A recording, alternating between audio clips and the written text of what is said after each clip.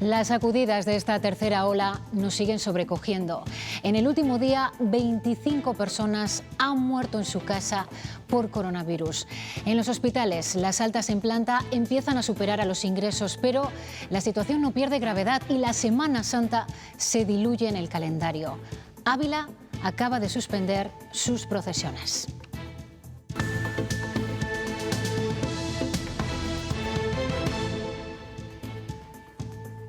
Hola, ¿cómo están? Hablamos a diario de los fallecidos en los hospitales o en las residencias de mayores, pero en las últimas horas es también dramático el número de personas que han fallecido en su casa por coronavirus. En una semana, 102. En el último día, 25. La crudeza de esta enfermedad no hace distinciones. No hay edad en la UCI. Los chavales que están ahora por ahí les tenemos en las terrazas de las cafeterías tomándose algo, que han salido a hacer un examen de la universidad, nunca van a pensar que ellos son posibles candidatos a estar en la UBI. Y en la UBI y en la planta hay pacientes de 28, de 24, de 30... Se confirma, como se temían los agentes sociales, que la Junta no va a prorrogar el complemento de los ERTE. La consejera de Empleo ha explicado sus razones. Ana Rayacés.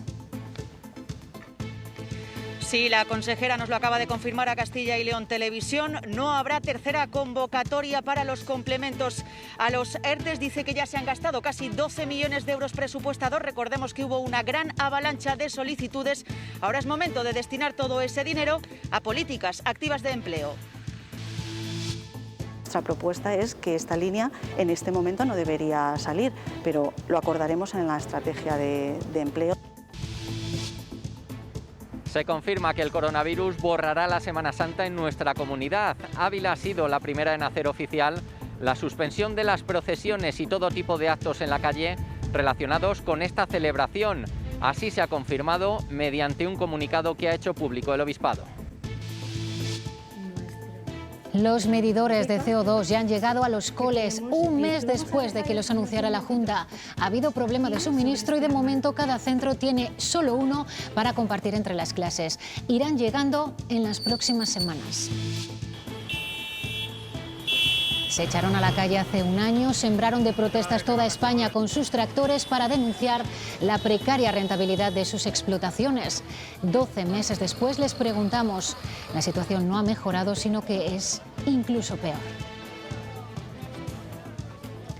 Ya han llegado las lluvias que nos van a acompañar hasta que termine la semana, pero el frío se hace de rogar, Francisco. Buenas tardes, Alejandra. Y esto acaba de empezar. Nos van a acompañar esas lluvias toda esta semana y los inicios de la próxima como mínimo. De momento no tenemos demasiado frío, van bajando las temperaturas, pero partíamos de valores muy altos. El fin de semana, como decías, sábado y domingo, ya llegan las temperaturas más bajas con heladas y nieve en zonas de montaña. Joaquín Díaz ha buceado en sus grabaciones antiguas para rescatar 16 canciones inéditas que sonarán así, como las que cantaba en sus conciertos de finales de los 60. El disco saldrá en primavera.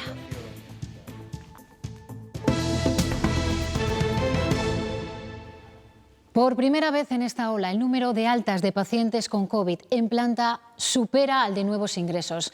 Es una leve mejoría. No obstante, la situación no pierde gravedad. Frente a lo que podríamos pensar, en planta fallecen más pacientes que en las unidades de críticos. En los últimos días tienen algunas camas libres. Las altas superan a los ingresos. Sigue habiendo ingresos, lo que pasa es que es verdad que se están facilitando más altas y eso está compensando un poquito la situación de los hospitales. Hoy hay 1.870 enfermos COVID en planta, 100 menos que ayer. Es un leve respiro en una situación complicada porque los hospitales han rozado el lleno. En estas unidades ingresan pacientes más jóvenes e incluso familias completas. Bastantes habitaciones en el hospital de matrimonios o de cuñados o de familia de que habían estado pues en las fechas señaladas teniendo relación, cenando, comiendo. Conocen mejor cómo tratar a estos pacientes, qué hacer en cada momento, pero aún así 2 de cada 10 pierden la vida en planta COVID. Normalmente los profesionales que están en COVID están solo en COVID, no están en otras áreas, con lo cual parece que se concentra mucho más la mortalidad en ese sitio, con lo cual prácticamente a diario estás dando una mala noticia y eso psicológicamente para todo el personal sanitario no es bueno. Están agotados. también en las UCIs, donde hoy hay 327 personas ingresadas. Aquí la cifra no deja de crecer y el pico llegará dentro de una semana. Ese fatal ascenso sigue teniendo su réplica, la más dura en el número de fallecidos. Castilla y León está cada vez más cerca de llegar a los 10.000. Los decesos crecen en los últimos días a un ritmo dramático y en concreto las muertes que se producen en el domicilio, en el hogar. En tan solo una semana han fallecido en su casa 102 personas y, como pueden ver, solo en el último día 25. Y en cuanto a los contagios, leve descenso con respecto a ayer, 1.533 casos en las últimas 24 horas. Han fallecido 35 personas más en hospitales, 10 de ellos en la provincia de Valladolid y 3 en las residencias. La consejera de Sanidad acaba de dar datos sobre el plan de vacunación. Así se va a proceder, ha explicado en concreto con los grandes dependientes. No van a necesitar pedir cita porque se les va a citar directamente desde su centro de salud. Los inmovilizados y encamados, evidentemente, los equipos de vacunación les vacunarán en sus domicilios. Los equipos de vacunas lo que van a organizar son listados de 2 o 3 domicilios cercanos para desplazar cuanto menos la vacuna. Son vacunas que, como ustedes bien saben, no se pueden, una vez reconstituida, hay muy poco tiempo, entre 5 y 6 horas, para que tenga viabilidad esa vacuna.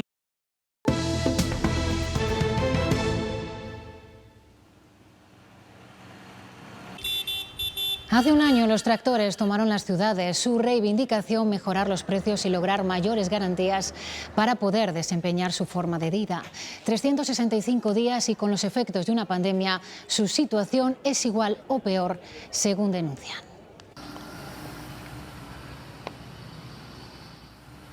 Si el campo no produce, la ciudad no come. Este es el mensaje que se dio a la sociedad de las tractoradas de aquel febrero de 2020. Las organizaciones agrarias creen que se ha avanzado muy poco. Estamos igual que estábamos hace un año y a mayores, como digo, dada la situación de pandemia, dado el canal Horeca que se ha cerrado, tenemos problemas de venta y de precios. De aquellas protestas por la ciudad se ha logrado sacar una ley de cadena alimentaria que busca precios mejores. Una normativa por la cual se aprobó que no se puede vender por debajo de los costes de producción. Eso sobre el papel. La realidad que denuncian las organizaciones es diferente. El productor, para poder vender, tiene que firmar que ese precio cubre los costes de producción. Por lo tanto, si quiere vender, tiene que asumir que el precio que le pagan cubre los costes, cuando todo el mundo sabe que no es cierto. No han claudicado en sus reivindicaciones. Reclaman precios justos y rentables, una política agraria común con mayores garantías, control de la fauna y reconocimiento de su actividad. Hemos notado, digamos, ese reconocimiento del conjunto de la sociedad. No lo hemos visto en la clase política, ¿no? No solo está en juego lo que llevamos a la mesa, nuestro mundo rural y su forma de vida está en estado crítico. La pandemia dejó en 2020 más de 41.000 ERTEs aprobados en Castilla y León. De ellos, un 8,7% fueron fraudulentos. Los expedientes de regulación de empleo han dado cobertura en algún momento a más de 188.000 trabajadores en nuestra comunidad. Las prestaciones han ascendido a 456 millones de euros.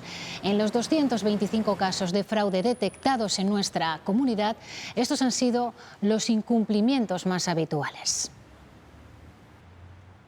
El más habitual de las 225 se ha dado en 63 ocasiones es el encontrar gente compatibilizando la percepción de las prestaciones por desempleo con el trabajo. Lógicamente, si se otorga un ERTE y se otorga una prestación por desempleo, es porque no hay carga de trabajo en la empresa. Los agentes sociales han confirmado hoy que la Junta de Castilla y León no tiene pensado aprobar el complemento a los ERTE, esa ayuda que viene a sumarse a la prestación que da el Gobierno central. Así han valorado los sindicatos esta postura que aún, dicen, está pendiente de negociación.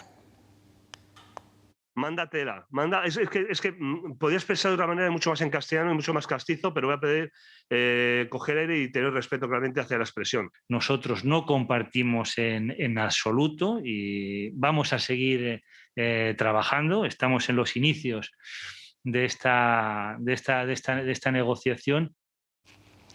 Eso dicen los agentes sociales, pero la consejera corrobora la decisión. No habrá tercera convocatoria para esos complementos. Y no la habrá porque ese dinero se quiere invertir en otras políticas de empleo. Ana Rayaces. Sí, lo acaba de confirmar hace pocos minutos. Empleo elimina los complementos a los ERTEs en Castilla y León, aproximadamente unos 500 euros de ayuda. A 31 de diciembre de 2020 se habían destinado a esta materia unos 12 millones de euros. Recordemos que esta crisis sanitaria provocó una avalancha de solicitudes. Ahora la consejera de Empleo dice que es mejor destinar todo este montante económico a otros asuntos, a fomentar empleo, políticas activas de empleo. Quiero recordar que el dinero público hay que gastarlo ahora mismo de manera eficaz, eficiente, para quien más lo necesita, para quien necesita mantener el empleo, por ejemplo, como son los autónomos, y que el complemento a los ERTE somos de las pocas comunidades en España que lo aplica. Pero no solo somos de las pocas, sino somos la comunidad que más invierte y ha invertido en complementos a los ERTE para los trabajadores de la comunidad. Necesitamos gastar el dinero en políticas activas de empleo, como estoy diciendo, mantener el empleo. 4 semanas después de su anuncio, con temporal de frío y nieve de por medio, y tras un mes con récord de aulas en cuarentena, hoy han empezado a llegar los primeros medidores de CO2 que la Junta ha comprado para los centros escolares. Problemas de suministro impiden que lleguen todos a la vez. Este es uno de los 3.000 medidores de CO2 que acaban de llegar a los centros escolares de Castilla y León. Cada centro tiene ahora uno de ellos para compartir con todo el alumnado y profesorado. En las próximas semanas llegarán otros 16.000 para que pueda haber uno de estos aparatos en cada una de las aulas de los colegios e institutos de la comunidad. Un semáforo indica a los profesores cuando tienen que abrir las ventanas para renovar el oxígeno y mantener la clase en buenas condiciones de seguridad. Ahora esto evidentemente nos va a ayudar más, pero para regular las temperaturas de cada aula. Nosotros lo único que queremos es que el alumnado esté en las mejores condiciones. La polémica ley trans que prepara Irene Montero evidencia un nuevo cisma en el Gobierno. Hoy la vicepresidenta Carmen Calvo pide seguridad jurídica ante la intención del Ministerio de Igualdad de que se pueda autoproclamar el género a partir de los 16 años y sin supervisión de un adulto. A mí me preocupa fundamentalmente la idea de pensar que se elige el género sin más que la mera voluntad o el deseo, poniendo en riesgo, evidentemente, los criterios de identidad del resto de los 47 millones de españoles. Eso tendrá que tener unas garantías.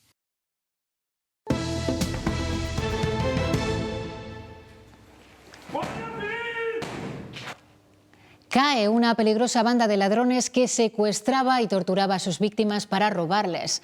Estaba asentada en las provincias de Madrid y de Toledo, aunque ha sido la denuncia de un matrimonio al que atacaron en Segovia la que ha activado la investigación.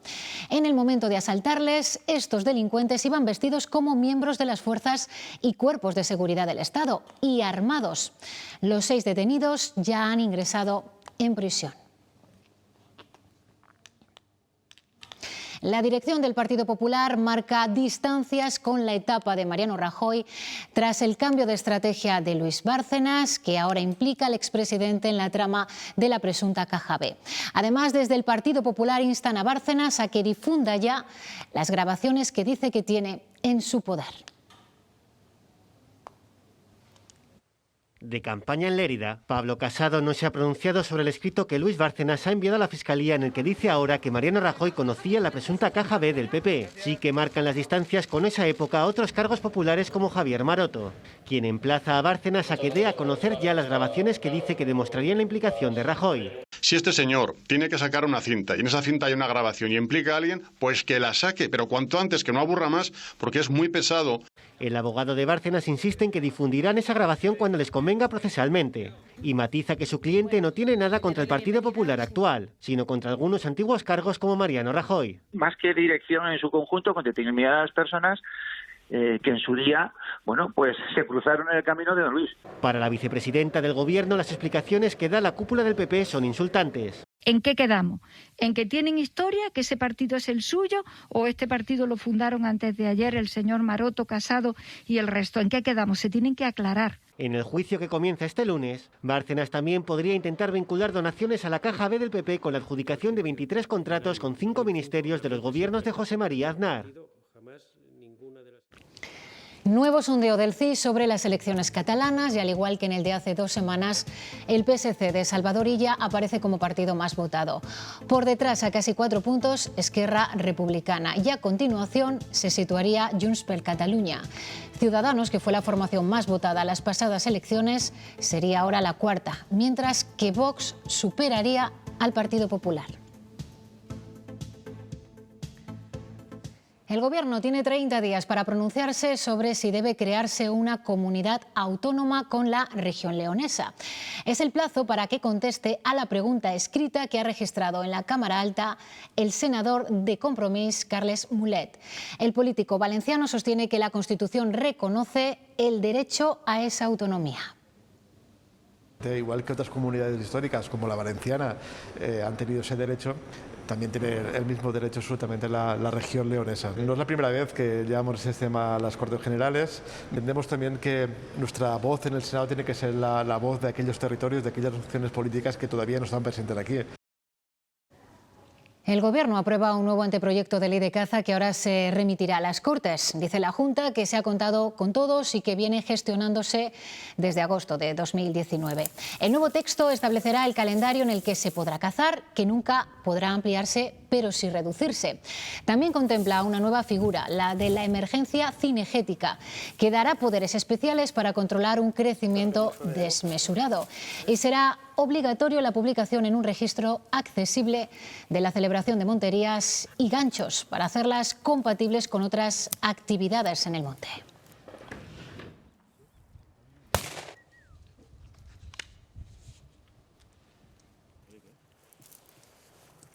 La Comisión Estatal para el Patrimonio Natural tendrá que decidir hoy sobre la prohibición de cazar lobos y tórtolas en España para proteger estas especies. Ana Rayaces, ¿qué posición tiene Castilla y León? Pues la comunidad se opone a la decisión del Ministerio, no es la única región, también Asturias, Cantabria y Galicia. En estas 4 comunidades autónomas viven el 98% de las manadas de lobos en España. Dicen desde la Junta que la prohibición de cazar lobos atiende a criterios ideológicos. Es una razón ideológica, porque el lobo está absolutamente conservado, en una expansión incluso desordenada, ha poblado nuevos territorios donde nunca ha estado y, por lo tanto, entendemos que los intereses generales tienen que estar por encima de los intereses particulares ideológicos de una determinada entidad ecologista y, por tanto, que la sensatez y el interés general guíe las decisiones del Gobierno. Si no, desde luego, va a haber una importante batalla por parte de las comunidades. Gobierno, patronal y sindicatos han aprobado un plan de choque para el sector aeronáutico español.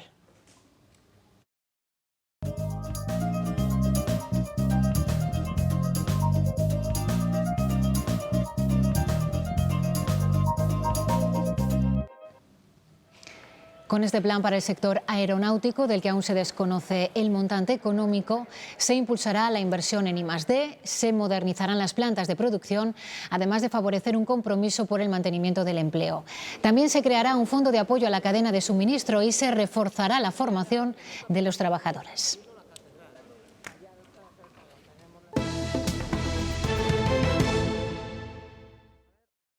Verónica Sánchez, Víctor Cañamares y Eva Martín son 3 voces que hablan en nombre de las miles de personas que durante esta pandemia han tenido que vivir su batalla particular contra el cáncer. Te ves desprotegido. Y tú, si quieres una cita, tienes que solicitar la telefónica que te va a llamar Y bueno, yo creo que puedes estar muriéndote para que te diga 20. A mí lo que me afecta sobre todo es en las revisiones. La saturación del sistema sanitario ha hecho que muchos cribados y diagnósticos se retrasen o anulen.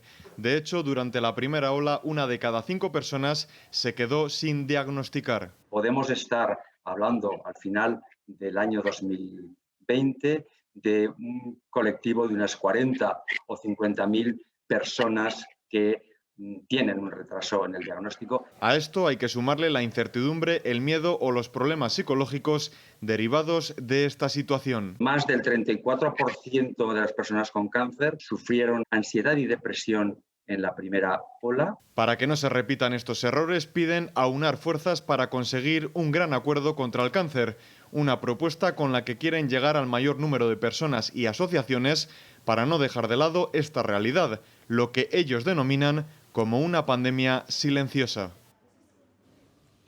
Hace 30 años, cuando nadie imaginaba esta pandemia, una investigadora salmantina religiosa descubrió en Estados Unidos la base del medicamento contra el COVID de PharmaMar.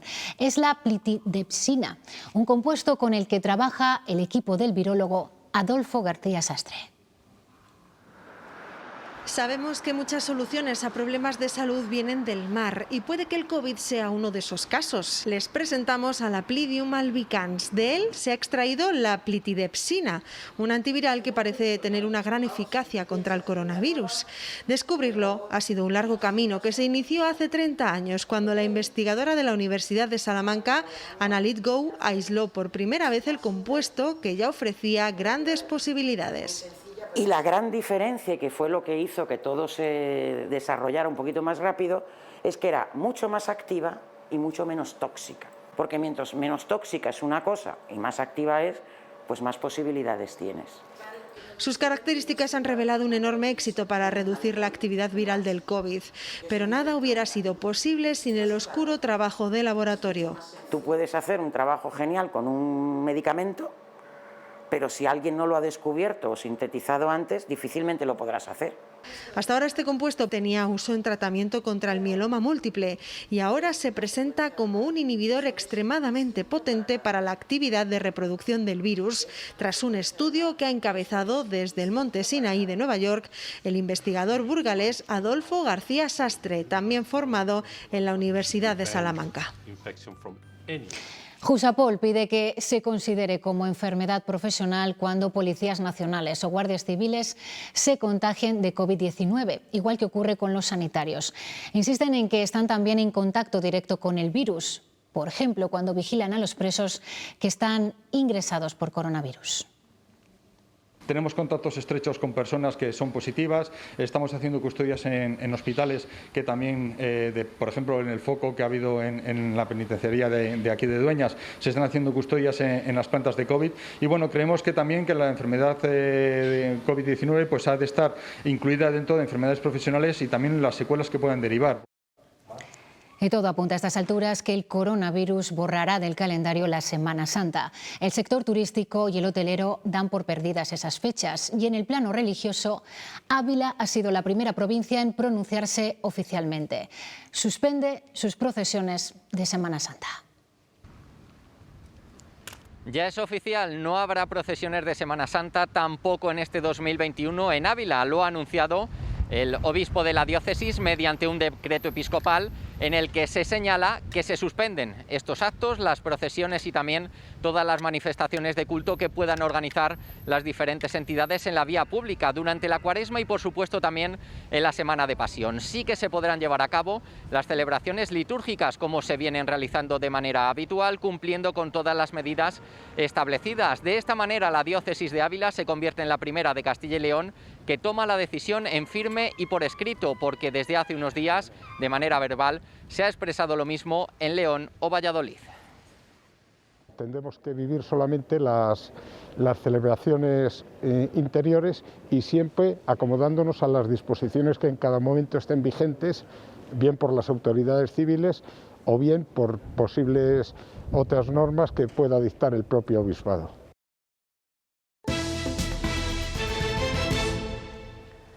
Así creció el Cega en la provincia de Segovia la semana pasada, por el deshielo y por las lluvias.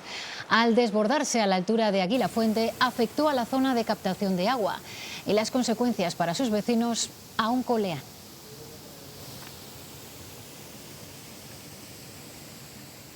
El cauce está descendiendo más despacio de lo deseable y los vecinos no tienen agua potable. Llevan una semana tirando de botellas. Con el Cega desbordado llegan las inundaciones a este manantial y Aguilafuente se queda sin agua potable. No es que los motores no se mojen, lo que pasa es que no, claro, como viene turbia, sucia, pues no se puede, no es apta para beberla y no se puede bombear. Lo que tenemos que hacer es parar los motores que bombean agua desde los manantiales hasta el pueblo y empezar a meter en la red agua proveniente del Pozo de la Mora. Este agua está contaminada por nitritos y no podemos garantizar su consumo.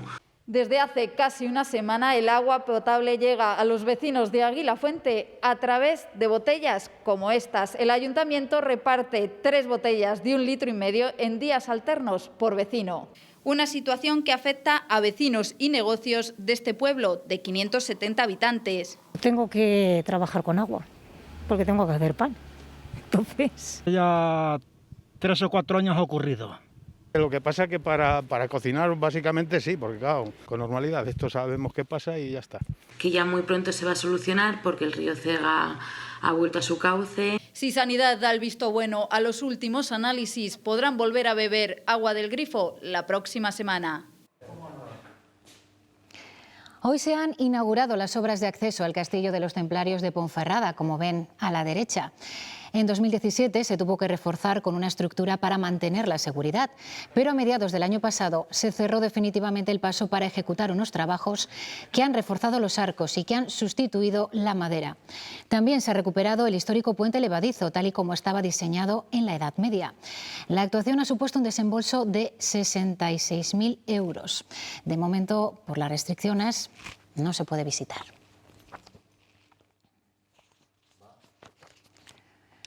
Joaquín Díaz vuelve a la actualidad musical con el lanzamiento de un disco.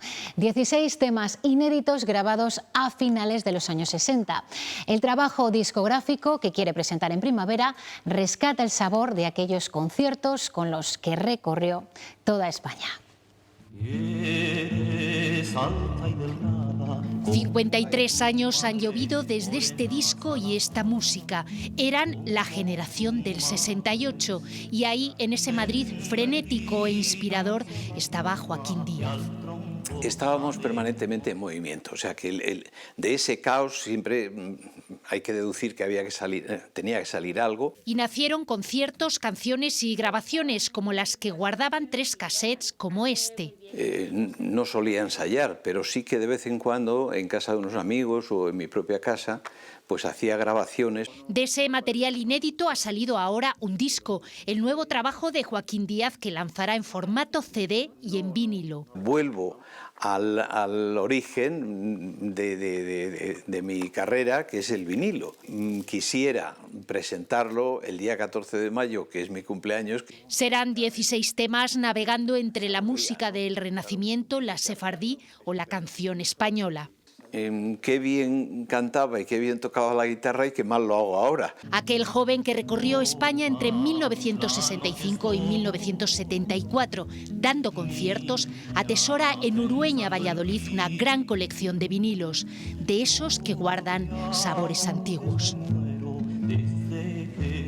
Pues con ese sabor nos despedimos. Ahora llegan los deportes. Hasta mañana.